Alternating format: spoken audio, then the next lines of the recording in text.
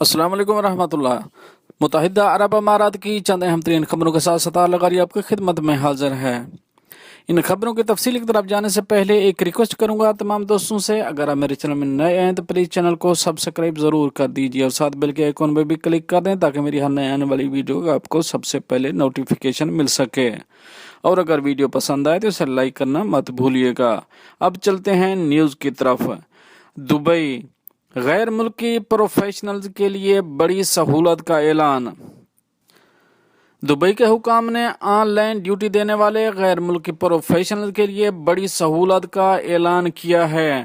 Dubai نے on line duty programme متعارف کرایا ہے۔ اس کے تحت آن لائن ڈیوٹی دینے والے غیر ملکی پروفیشنلز اور ان کے اہل خانہ کو سال بھر کا اقامہ جاری ہوگا اور یہ قابل توسیع ہوگا۔ غیر ملکی کارکن اپنی ان کمپنیوں کی جانب سے مطلوبہ کام انجام دیتے رہیں گے جن کے صدر دفاتر دبئی سے باہر واقع ہیں۔ اخبار 24 کے مطابق دبئی حکام نے آن لائن ڈیوٹی پروگرام کے تحت غیر ملکی پروفیشنلز کو اقامہ دینے کے لیے مندرجہ ذیل شرائط مقرر کی ہیں۔ اقامہ لگواتے وقت پاسپورٹ کم از کم 6 ماہ کے لیے مؤثر ہونا ضروری ہے۔ دبئی میں کم از کم 1 سال تک کا میڈیکل انشورنس مؤثر ہو۔ کمپنی کے ساتھ کم از کم 1 سال تک کی ملازمت کا معاہدہ بھی منسلک ہو۔ آخری تنخواہ کا سرٹیفکیٹ بھی پیش کرنا ہوگا۔ کم از کم تنخواہ $5000 ہونا ضروری ہے۔ بینک سے آخری 3 ماہ کی تنخواہ سلپ بھی پیش کرنا ہوگی۔ اقامہ فیس $287 ادا کرنا ہوگی۔ اب چلتے ہیں اپنی نیکسٹ اپڈیٹ کی طرف۔ بچوں کو نظر انداز کرنا قابل سزا جرم قرار۔ متحدہ عرب امارات میں محکمہ استغاثہ نے واضح کیا ہے کہ بچوں کو نظر انداز کرنے اور ان سے کوتاہی برتنے والے سرپرستوں کو قانون کے مطابق سزا کا سامنا کرنا ہوگا۔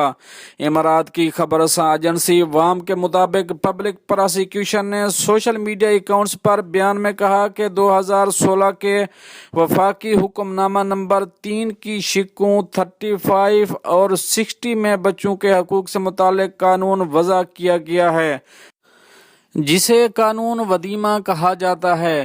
اس قانون کے تحت کوئی بھی سرپرست اپنے بچوں کو نظر انداز، بے گھر، بغیر نگرانی چھوڑ کر جانے، ان کی رہنمائی کرنے، ان کے امور کو نپٹانے، تعلیمی ادارے میں داخل کرانے اور بلا جواز ان کی تعلیم نظر انداز کرنے کا اقدام نہیں کر سکتا۔ قانون کے مطابق سرپرست وہ فرد ہے جو کسی بچے کی نگہداشت، دیکھ بھال اور تربیت کا ذمہ دار ہے۔ پبلک پراسیکیوشن کی طرف سے اس قانون کے بارے میں اعلان کا مقصد معاشرے کے افراد میں قانونی کلچر کو فروغ دینا اور متعلقہ قید و قانون سے متعلق انہیں آگاہی فراہم کرنا ہے۔ اب چلیں گے اپنی نیکسٹ اپڈیٹ کی طرف۔ متحدہ عرب امارات کے وزیر خارجہ نے کرونا کی تجرباتی ویکسین لگوا لی۔ متحدہ عرب امارات کے وزیر خارجہ شیخ عبداللہ بن زید ال نہیان نے بھی کرونا وائرس سے بچاؤ کے لیے تجرباتی ویکسین لگوا لی۔ وزیر خارجہ عبداللہ بن زید ال نہیان نے تجرباتی ویکسین لگواتے ہوئے اپنی تصویر ٹویٹر اکاؤنٹ پر شیئر کی ہے، جس کے ساتھ انہوں نے لکھا ہے کہ معمول کی زندگی کی طرف واپس لوٹنے کا طریقہ کرونا ویکسینیشن ہی ہے۔ عرب نیوز کے مطابق گزشتہ ماہ متحدہ عرب امارات نے صحت کے عملے کے لیے ہنگامی بنیاد پر کرونا وائرس کی ویکسین کی منظوری دی تھی۔ اماراتی national emergency crisis and disaster management authority کا کہنا ہے کہ وائرس کی ویکسین سب سے پہلے کرونا کا فرنٹ لائن پر مقابلہ کرنے والے طبی عملے کو مہیا کی جائے گی جن کی زندگیوں کو سب سے زیادہ خطرہ لاحق ہے۔ ویکسین کے کامیاب کلینکل ٹرائل کے بعد اماراتی وزیر صحت عبد الرحمان العویس کو بھی ویکسین کا انجیکشن لگ چکا ہے۔ وزیر صحت کا کہنا ہے کہ ویکسین مقامی قوانین سے مطابقت رکھتی ہے۔ وزیر صحت کے مطابق ویکسین مؤثر ہے اور ٹرائل کے دوران رضاکاروں میں اینٹی باڈیز پیدا کرنے میں کامیاب ہوئی ہے۔ واضح رہے کہ جولائی میں عرب امارات نے کرونا ویکسین کے ٹرائلز کے تیسرے مرحلے کا آغاز کر دیا تھا۔ یہ ٹرائلز ایک چینی نیشنل بائیو ٹیک کمپنی سینو فارم، ابوظہبی کی حکومت کے اور مصنوعی ذہانت کی کمپنی G42 ہیلتھ کیئر کے اشتراک سے کیے گئے تھے۔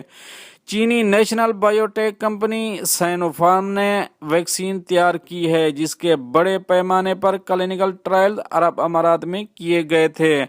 عرب امارات میں جمعے کے روز کرونا وائرس کے 1412 نئے کیسز رپورٹ ہوئے۔